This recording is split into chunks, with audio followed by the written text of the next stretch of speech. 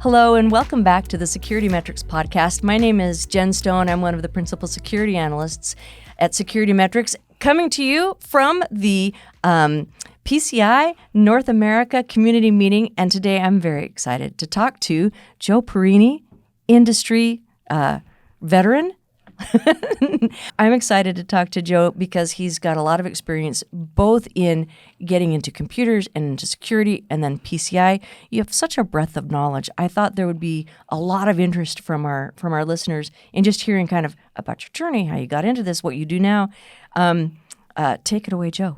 Well, thank you for the kind introduction. It's wonderful. I've loved SecurityMetrics for years. I mean, we were always competitors, yes, but we were also colleagues and we worked together. I've worked with Chad, I've worked with Gary, I've worked with the team for many years. So I really appreciate the chance to be on here. Oh, it's absolutely delightful to get to talk to you. And Gary was insistent that I have a conversation with you because, like you said, the experience and the longevity of the relationship. And I think that's one of the things I like the best about SecurityMetrics is, yes, we can have competitors, but I often have competitors on to talk about their solutions, even on this podcast, which is kind of unique, and I really appreciate SecurityMetrics for letting me do that. Yeah, that is cool because I think if we can come together and share some of the different ideas we have, specifically around PCI, for example, then we can we carry the same message. Yes. We're not confusing the customers. Exactly. We can also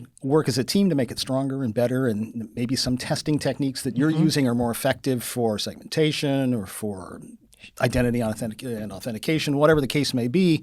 But if we can share that, we can also produce consistent reports that make it easier for customers to be able to contrast and compare and talk to each other. Right. So, yeah, I think coming together as a team is important. And I would love to talk about how you worked with Chad and SecurityMetrics to develop some of the penetration testing guidance for PCI. But first, your entry to computers and to security and to PCI is very compelling. Maybe just tell me a story. Yeah, it's been an interesting journey. So I didn't start my career as a computer guy or in security. I was an optician, so I made the eyeglasses that you and I are wearing. That was my day job, and I would go in and cut lenses, and I used computers to calculate the curvatures of the lenses. And we had an old 8088 that we were getting rid of, and I said, could I get it? So I got it, and I spent the weekend trying to get it online. My father had given me an old U.S. Robotics 300 baud modem. And I'm trying. Yeah. Oh God, the aluminum thing that it was also a home defensive weapon.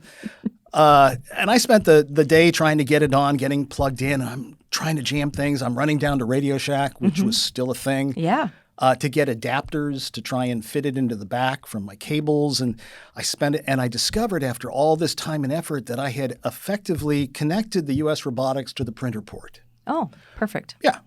And that's what it took to get me hooked. I'm like, okay, so what's the difference between, and I went down this hardware path. Yes. How does this work?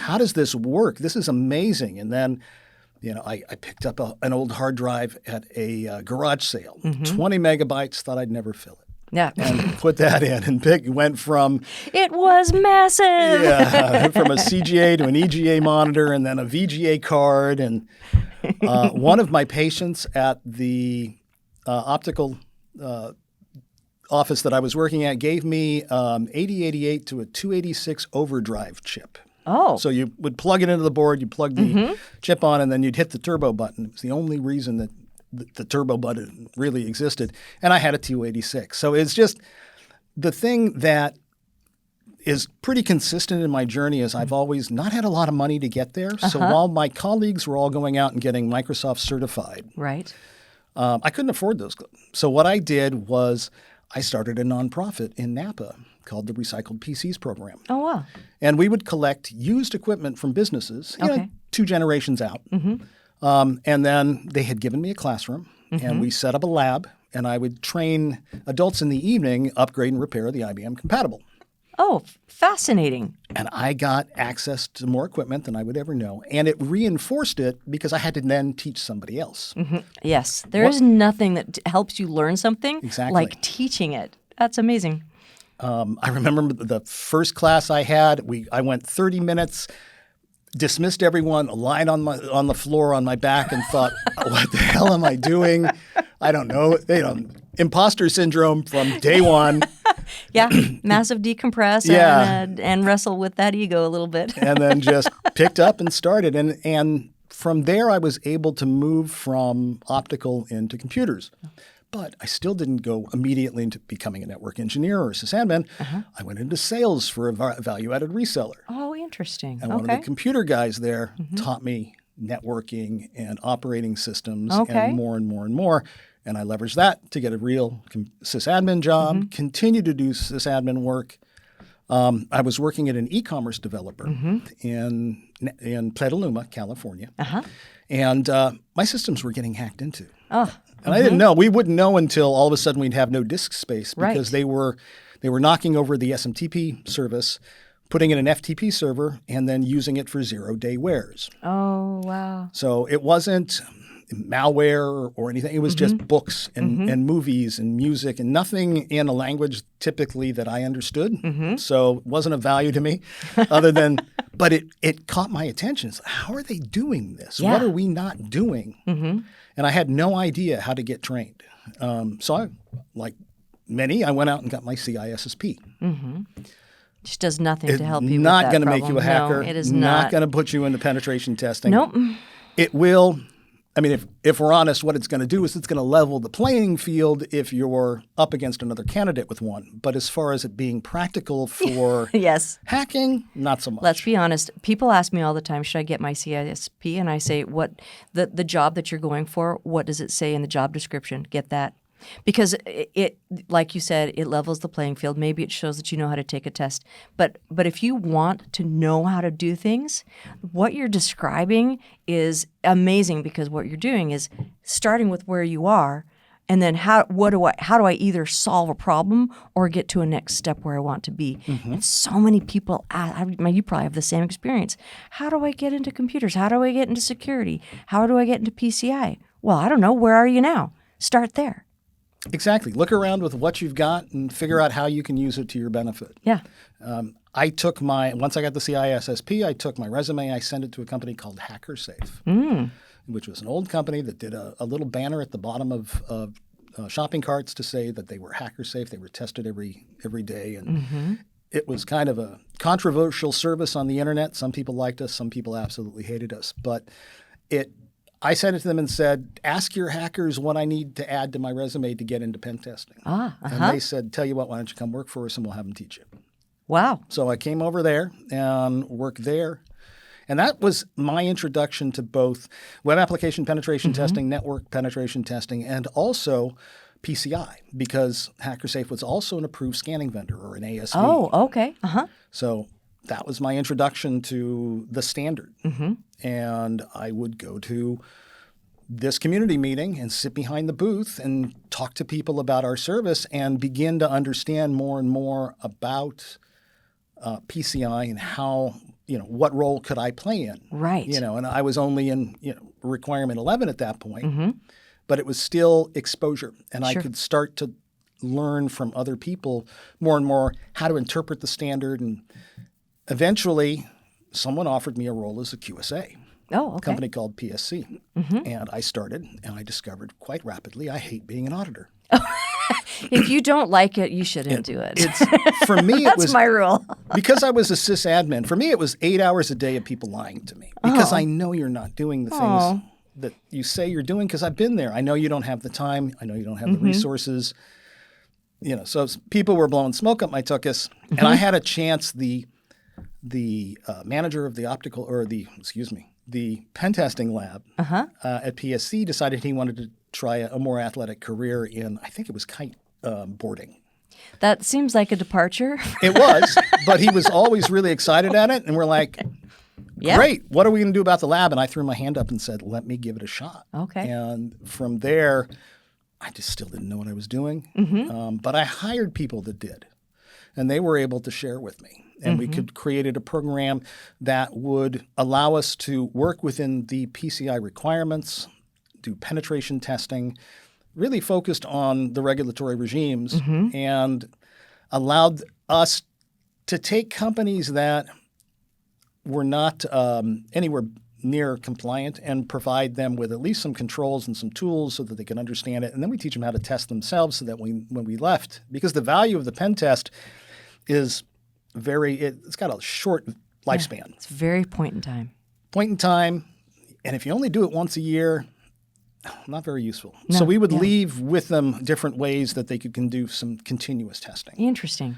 That way, because I didn't want to hide all of our secrets. Our pen test reports were written with the exact syntax. The rule was you had to put the syntax in such that even a junior Windows administrator could reproduce the vulnerability. Yeah. Because if you can't show them how it's done, there was a lot of, at the time, it's just because you guys are special, it's your magic boxes, it wasn't, we had to show them that it was something that they could do too, because once you remove the mystery and myth around a vulnerability, then it becomes real, and it becomes real to you. So that education piece was really important to Always you, has been. Giving them a way to remediate that vulnerability. Yeah, I think the best pen testers are more educators. Yeah. And that's not how I started my career. I remember the first couple of times I was like, you guys are so stupid. Look, you did this, this, and this. And I really wasn't particularly mature in my message. But over time, I began to recognize they've got a lot to do. So you can't just come in and say, this is what's broken, go fix it and leave. Yeah. I know I can't fix it because that would be an independence problem. But I can show you how and give you as much resources as possible in my reports. So I think some of the better reports are written in a way that people can follow along with the hack, can see how it was done, and then they can see how it was fixed. I agree with you. And whenever I deal with my customers with empathy, I think they have a better security stance. We have a better conversation. In the end, we're all trying to do the same thing. Yeah. And so I love that you developed that perspective and the educational component. It's brilliant. Well, and that's something that we shared with SecurityMetrics in terms of philosophy. And in 2015, Chad and I and Gary worked on the guidance for penetration testing for the PCI Council. And it came out in 2015, was updated in 2018, and kind of shows how penetration testing should be done, because early on, we were seeing some crazy things. Like vendors were saying, open up a hole in your CDE for us and we'll pen test from there. Or, give us access to your CDE. We'll send it box and we'll put it in. And that's not how it's done. That's a vulnerability scan. Yeah. We have to do a real pen test. Yes. So there's some education around the difference between vulnerability scanning, penetration testing, and that's red teaming and all that. It's a little bit of confusion that exists to this day, but I think it's getting better and better, particularly with the guidance that the council comes out with, and people gain that better understanding. And then you have something written that you can give to a customer and say, look, we're doing it this way because of this, and everybody gets on the same page, right? Right. And we were able to point out that it's not just the technology or the servers or the networks that you need to hack. It's also the people. So they're in scope, the system administrators and everyone within the organization, right? Because they're part of the processing of credit cards. Sure. So it kind of changed the way penetration testing was being handled for PCI and for the better. And again, this was information that we were sharing with the general community so that everyone could get on the same page and do the same level of reporting, and customers wouldn't be confused, and they could compare and contrast. And while 2015 feels like yesterday to me, it's not. So are you still doing that same type of work, or where did you go from there? Well, for a while I had a talk that I would give, PCI for pen testers, and I would update it with every standard. Okay. So when we went from 3 to 3 dot whatever to, I would make changes so that I can continue to educate the community on how you need to be approaching PCI from the penetration tester's point of view. Right. Because this is your opportunity to validate the controls that they put in place are effective. You're the only thing. Absolutely. I mean, the auditor's going to look at them. They're going to look at configuration. But when the rubber hits the road, if it keeps you out, and you were given the ability to perform an actual test, so they didn't put too many constraints on you, and that wasn't time boxed to 2 days. Right. If you do it right, then you should be able to validate everything else that was done. There is nothing that I rely on more than a good penetration test. Reading those results, those reports, and discussing them with the people that had the tests done is it's just essential. Yeah. And so for a while you were doing this speech about penetration testing. You were doing the work, and then where did you go from there? Well, COVID hit. So I was the head of testing for the U.S. at a company called BSI, who is here at the community meeting. Oh, terrific. Great group of guys. Really, but what happened, I remember we were talking about, well, how are we going to handle this? Business is going to slow down until August. Yeah. And then we should probably pick. No, it didn't happen that way. So it really impacted a lot of the consulting firms. Yes. So when that gig disappeared, there were other opportunities. I kind of bounced around for a little bit.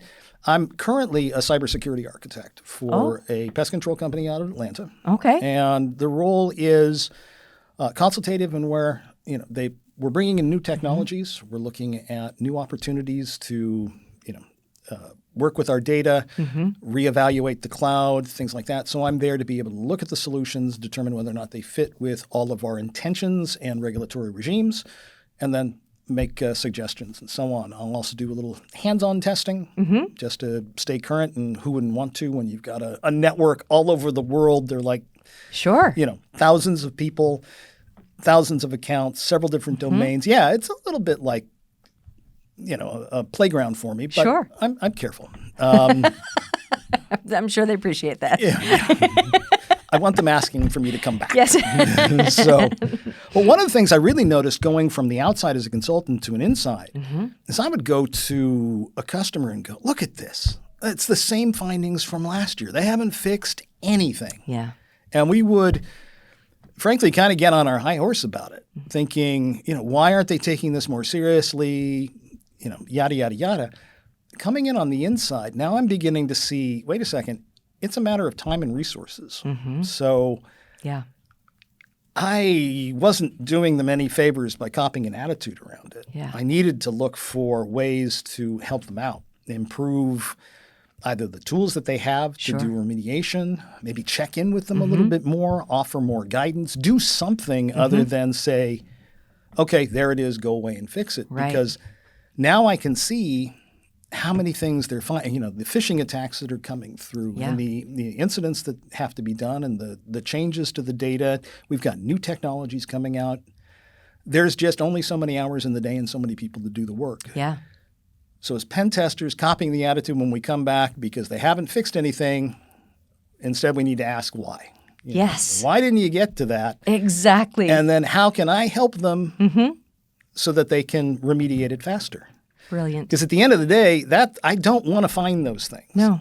I want to be able to fix. Pen testers are trying to put the forensic guys out of business. That should be our jobs. Absolutely. So that they're not, walking around going, yeah, I do blue teaming. Not anymore. You wait tables. Oh, no. But it's definitely a different perspective being on the inside. And if I ever go back out into consulting, I'm going to keep that with me. Yes. Because that's helpful. And that's one of the things when you're starting and you're wanting to go into the business, you need to understand that you do have to have a foundation. I know some people say you can just get right into becoming an auditor, for example. Yeah. You just you take this course and do this thing, but you'll make 6 figures as a PCI auditor. Maybe, but you also are not. What value are you bringing? You don't have any foundation. Yeah. You don't have any experience. Now, I know that I've got experience that might be even slightly outdated from my time as a sysadmin, but it still helps me look at what they're doing now, with respect to a certain requirement, because I've been there and I can look at the larger picture. I think if you're trying to come in as an auditor without any system administration background, with any strong technical background, you're gonna struggle. Yep.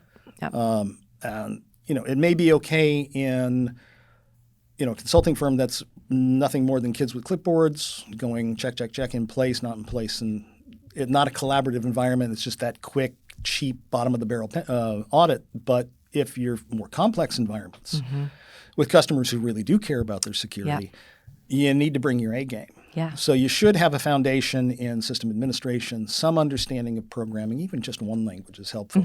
And this is also true of becoming a pen tester.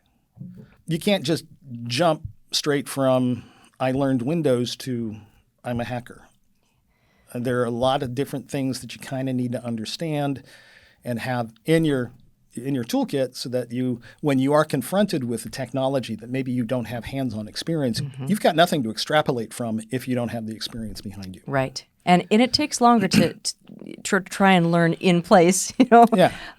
But having some of that background, I think people who choose to gain that information by having different jobs.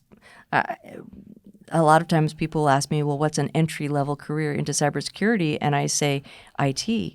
Because if you have let's say you have a help desk job in a company that allows you to do more than just, answer just reset a password, but you're actually digging into what's going on the server level, how is the network working. As small organizations where you wear a lot of hats gives you a really great, like you said, foundation to be able to build that knowledge and then develop that into a cybersecurity direction. For example, even if you're on the help desk and all you're doing is resetting passwords, that's still valuable information because now you understand some of the choices people are making when it comes to passwords. Good point. How people are losing their passwords. Maybe you're in charge of also resetting their MFA because they lost their phone or because they clicked on something they should have. It's not experience that's worthless to you. Right. Even if you start at the very bottom and begin, absolutely, pay attention because everything you're working with is going to be invaluable for you 5 years down the line. Yeah. You will know and you'll be able to recognize situations and understand solutions much better than the person that didn't have that experience. And every job I've ever had, if I was willing to do more or learn more or ask more, there was always the opportunity to expand what I could do and what my knowledge base was. Not beyond just the basics of what I was hired for. And I think that's a something that if you have some initiative and some desire, that you can probably learn and grow wherever you are. Oh, absolutely. Absolutely. And the larger companies, the company I work for has numerous opportunities for training. If I wanted to go back to college, they would pay for it. And I've also worked at startups where, you're going to wear 6 or 7 different hats. So you're really going to get your fingers in a lot of different things. Yep. And everybody around you also is like winging it. Yeah, trying to figure it out. We're as they say, building the plane as we're flying. So startups are fun that way. Startups are fun. You don't get the security that comes from a larger organization. Maybe the benefits aren't as good. So, you have choices in terms of where you work and that need to fit your immediate needs and lifestyle and family choices and things like that. But either path is good. There are opportunities for you in both of them. You just need to look around and see what you can do. What can I do with where I'm at? Well, this is brilliant. Thank you so much for coming and talking to me. If people want to connect with you, how do they find you? I'm Joseph Pierini on LinkedIn. I'm Jay Pierini on Twitter or X now. I'm Jay Pierini on Blue Sky. Fantastic. I might have a Mastodon account, but God only knows how to use Mastodon. I don't even know if I have one or not. I actually can't remember. Yeah. But I'm definitely available. All right. For questions, and you can go ahead. Well, this was great. Thank you so much. Thank you for your time. I really appreciate it. All right. All right. Cheers. Thanks for watching. To watch more episodes of SecurityMetrics podcast, click on the box on the left. If you prefer to listen to this podcast, it's available on all your favorite podcast platforms. See you on the slopes.